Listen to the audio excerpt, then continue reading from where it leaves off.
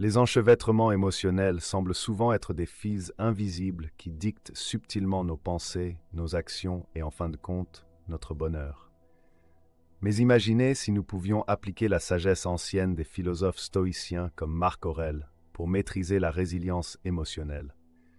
Le stoïcisme, profondément enraciné dans la quête de rationalité et de maîtrise de soi, offre des perspectives profondes pour gérer nos vies émotionnelles. Marc Aurèle, un penseur stoïcien célèbre, a souligné l'importance de se concentrer sur ce que nous pouvons contrôler, nous encourageant à affronter les défis de la vie avec courage et tranquillité.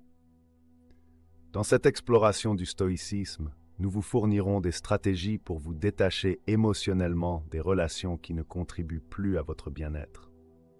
En embrassant la sagesse stoïcienne, vous ne vous détournez pas seulement des émotions indésirables, vous vous engagez dans un voyage transformateur vers la liberté personnelle.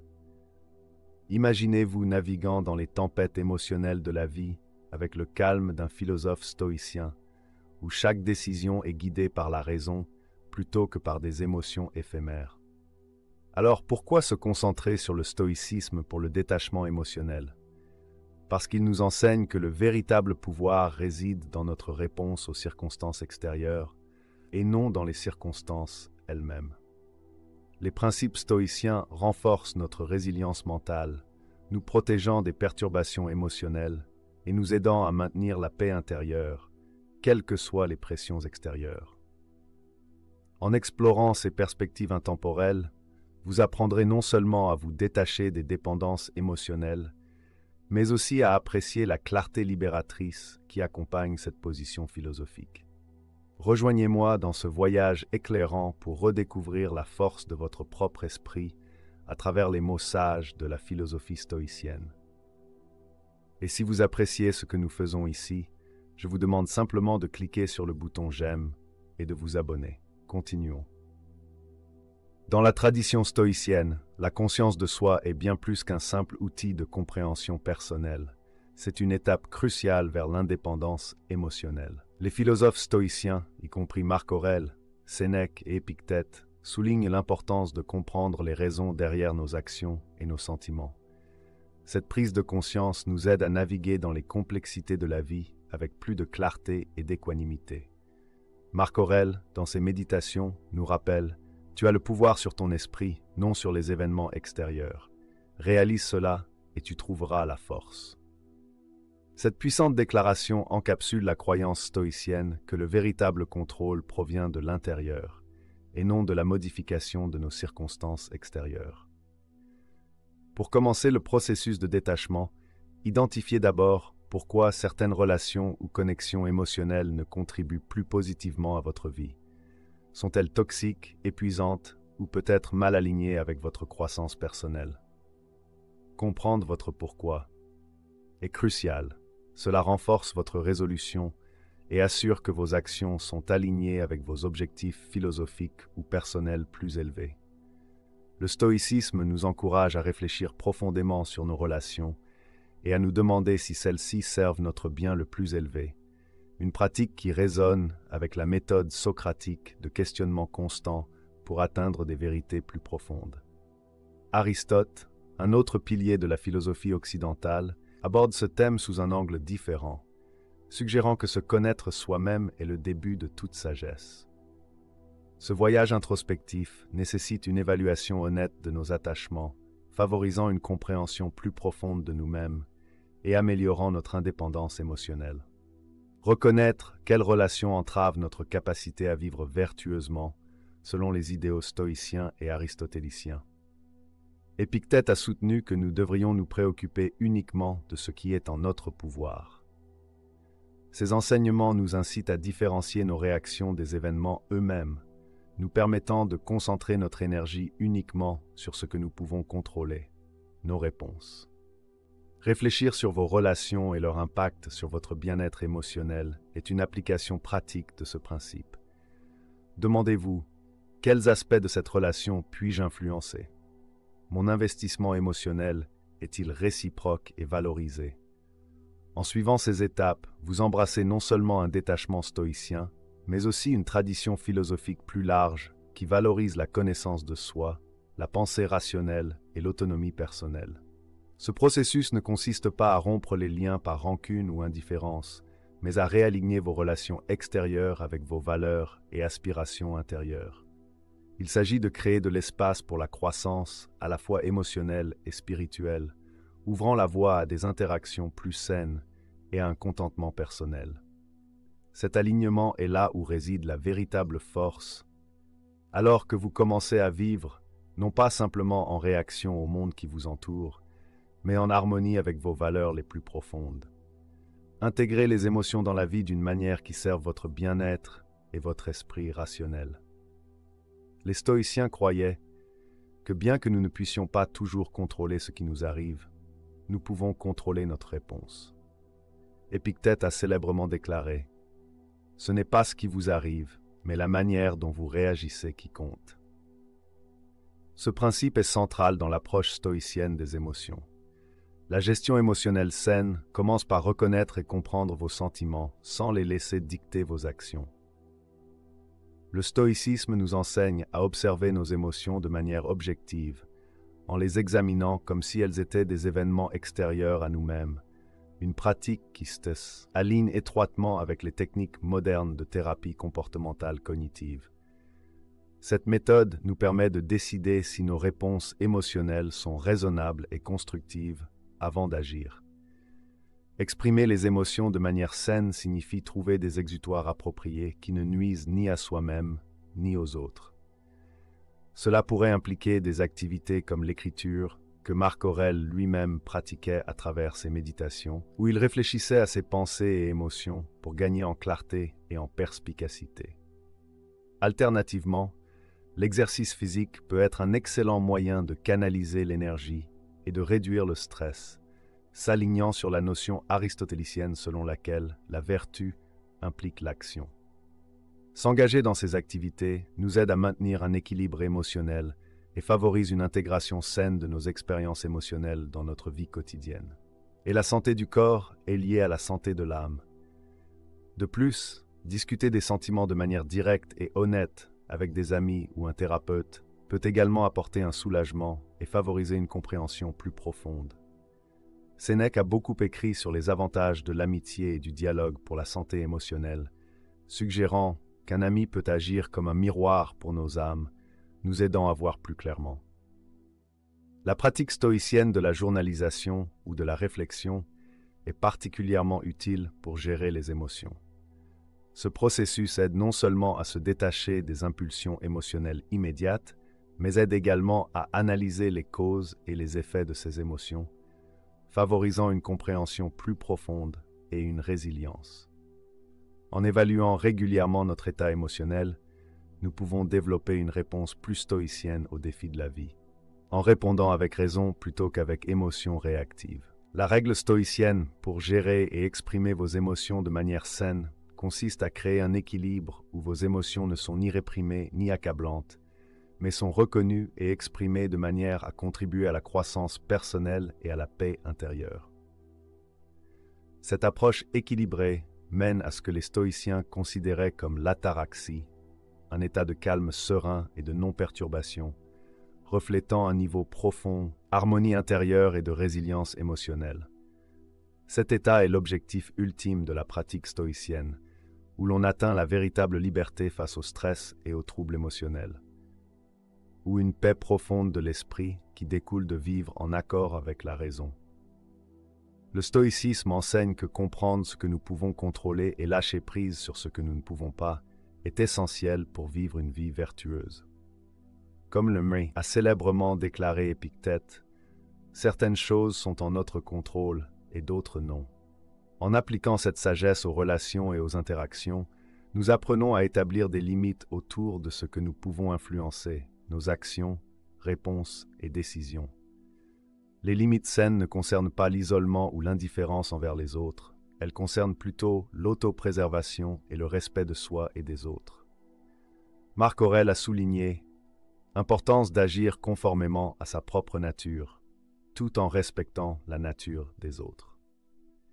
Cet équilibre est au cœur de l'établissement de limites efficaces. En définissant clairement comment nous permettons aux autres de nous traiter et ce que nous attendons dans nos relations personnelles et professionnelles, nous honorons nos valeurs et encourageons les autres à faire de même. Pratiquement, établir des limites implique une communication claire et une application constante. Cela signifie dire non lorsque quelque chose ne correspond pas à vos valeurs ou nuit à votre bien-être. Cela peut impliquer de limiter le temps passé avec certaines personnes ou de choisir de participer à des activités qui nourrissent votre âme et contribuent positivement à votre santé mentale. Cette pratique protège non seulement votre espace émotionnel, mais construit également une vie structurée autour du respect et de la compréhension mutuelle, ouvrant la voie à des relations plus saines et plus épanouissantes. Ne pas s'engager dans des conversations qui mènent au stress ou à l'inconfort. Le philosophe stoïcien Sénèque conseillait « Associez-vous à ceux qui feront de vous un meilleur homme. Accueillez ceux que vous pouvez améliorer vous-même. » Cette orientation suggère une approche réciproque des relations qui n'est possible qu'avec des limites claires. En psychologie moderne, les limites sont considérées comme essentielles pour la santé émotionnelle. Elles aident les individus à se définir eux-mêmes et leurs interactions avec le monde. Des limites saines peuvent prévenir le ressentiment, l'épuisement professionnel et l'épuisement émotionnel, des problèmes que les stoïciens reconnaissaient comme contraires à une vie de vertu et de raison. En établissant et en respectant les limites, nous protégeons non seulement notre espace émotionnel, mais favorisons également des relations basées sur le respect mutuel et la compréhension. La règle stoïcienne pour établir des limites saines est profondément liée à leur philosophie fondamentale de vivre selon la raison et la vertu. Lorsque nous établissons des limites claires, nous vivons de manière plus authentique, alignée à la fois sur nos valeurs internes et le monde extérieur, menant à ce que les stoïciens considéraient comme l'eudaimonia, l'épanouissement ou le véritable bonheur.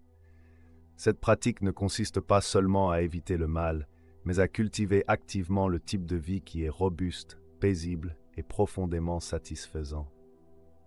Cela est profondément enraciné dans la philosophie stoïcienne, où la quête d'une vie vertueuse est au premier plan pour atteindre un contentement durable et un bien-être. Cela met l'accent sur le développement de soi à travers la discipline, la sagesse et la compréhension de sa propre capacité de contrôle. Les stoïciens, tels qu'Épictète et Marc Aurèle, croyaient que la véritable indépendance venait de la maîtrise de son état intérieur, plutôt que d'être influencé par les circonstances extérieures. Épictète a célèbrement déclaré « La liberté est le seul but valable dans la vie. Elle est gagnée en négligeant les choses qui échappent à notre contrôle. » En cultivant l'autonomie, vous êtes encouragé à vous concentrer sur vos propres pensées et actions comme principale source de bonheur et d'épanouissement. Cela signifie développer un locus de contrôle interne, une croyance que vos actions influencent les résultats dans votre vie. Cette perspective s'aligne étroitement avec ce que Marc Aurèle a écrit dans ses méditations. Très peu est nécessaire pour rendre la vie heureuse. Tout est en vous, dans votre manière de penser. Ici, Aurèle souligne que le bonheur ne vient pas de la richesse, du statut ou des possessions, mais de vos propres attitudes et actions. Pour favoriser la croissance personnelle, le stoïcisme enseigne la pratique de l'auto-examen et de l'apprentissage constant. Cela implique d'évaluer vos vertus et vos défauts, de fixer des objectifs personnels et de vous efforcer de les atteindre. Ces pratiques aident à cultiver un profond sens de la conscience de soi, vous permettant de prendre des décisions éclairées qui sont en accord avec vos valeurs fondamentales. En vous engageant activement dans ce processus continu de réflexion et d'amélioration de soi, vous pouvez progresser non seulement vers des succès externes, mais aussi vers une paix intérieure profonde et un épanouissement incarnant l'idéal stoïcien de vivre une vie vertueuse et raisonnée, avec diligence et résilience. Ces pratiques améliorent la conscience de soi et contribuent à un sens de soi plus profond et ancré. Les stoïciens préconisaient également de faire face aux défis de front, car surmonter l'adversité est considéré comme un chemin vers la force personnelle et la sagesse. Sénèque l'a dit succinctement. Ce n'est pas parce que les choses sont difficiles que nous n'osons pas, c'est parce que nous n'osons pas qu'elles sont difficiles. Développer l'autonomie implique de minimiser la dépendance à la validation externe. Cela ne signifie pas isoler ou rejeter les relations, mais plutôt valoriser les opinions des autres sans en dépendre pour l'estime de soi ou la prise de décision. Il s'agit de trouver confiance et contentement en soi, un état que le stoïcisme cherche à nourrir à travers ses enseignements sur la vertu et le contrôle. En termes pratiques, favoriser la croissance personnelle et l'autonomie peut être réalisé à travers diverses habitudes et pratiques. La réflexion régulière par le biais de la tenue d'un journal, la méditation et la lecture de textes philosophiques peuvent approfondir la compréhension et le contrôle de soi. Établir des défis personnels qui s'alignent avec vos valeurs favorise la croissance et démontre que vous pouvez compter sur vous-même pour répondre aux exigences de la vie. En cultivant ces qualités, vous embrassez l'objectif stoïcien de vivre une vie qui n'est pas seulement autonome, mais aussi enrichie d'une compréhension plus profonde de soi et du monde extérieur. Cela vous permet de naviguer les hauts et les bas de la vie avec un esprit stable et composé qui privilégie la rationalité et l'équilibre émotionnel. Cela ne vous prépare pas seulement à affronter les incertitudes de la vie avec grâce, mais améliore également vos interactions avec les autres, vous permettant de vous engager de manière plus authentique et significative. En essence, favoriser la croissance personnelle et l'autonomie consiste à construire une vie où vous êtes l'architecte principal de votre bonheur et de votre vertu, incarnant l'idéal stoïcien de vivre en accord avec la nature.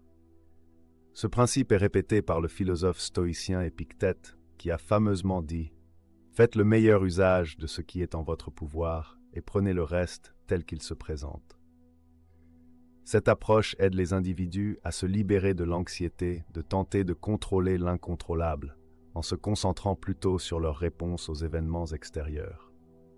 La pleine conscience, dans le contexte du stoïcisme, implique une observation consciente de nos pensées et émotions sans attachement ni réaction immédiate. En pratiquant la pleine conscience, nous apprenons à reconnaître nos réponses émotionnelles et nos pensées comme des états temporaires qui ne doivent pas dicter nos actions.